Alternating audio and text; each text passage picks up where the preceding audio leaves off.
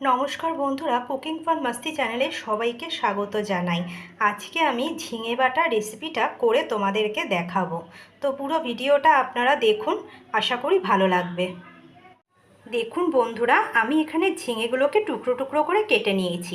আজকে আমি আপনাদেরকে ঝিঙে বাটা করে দেখাবো।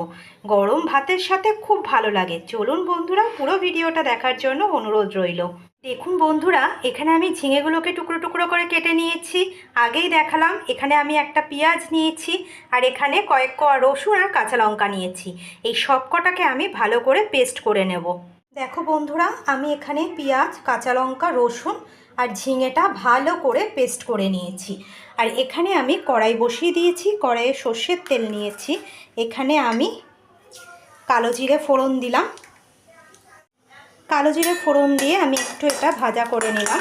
এইবারে আমি এটার মধ্যে এই বাটাটা দিয়ে দিচ্ছি।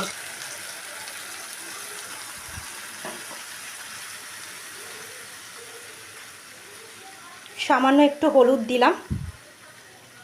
দেখো বন্ধুরা, এটাতে আমি ভালো করে মিশিয়ে নিলাম। এটার মধ্যে স্বাদ মতো নুন দিলাম, দিয়ে এটাকে আবারও আমি ভালো করে মিশিয়ে নিচ্ছি। এইবারে যতক্ষণ পর্যন্ত এটা পুরো জলটা টেনে শুকিয়ে যাচ্ছে ততক্ষণ এটাকে রান্না করতে হবে। এটাকে আমি আঁচটাকে সিম করে বসিয়ে রাখছি। দেখো বন্ধুরা, জলটা কি সুন্দর শুকিয়ে গেছে। বন্ধুরা, এইরকমভাবে ঝিঙে বাটা তোমরা একবার হলেও বাড়িতে বানিয়ে দেখবে। খুব ভালো হয় খেতে, আর গরম ভাতের সাথে তো খুবই ভালো লাগে।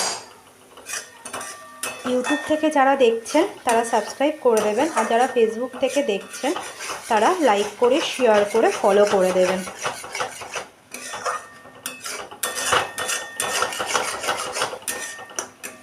ঝিঙে বাটাটা আমার অলমোস্ট হয়ে গেছে। এটা আমি এবার নামিয়ে দিচ্ছি। দেখুন বন্ধুরা, এটা আমি নামিয়ে নিয়েছি।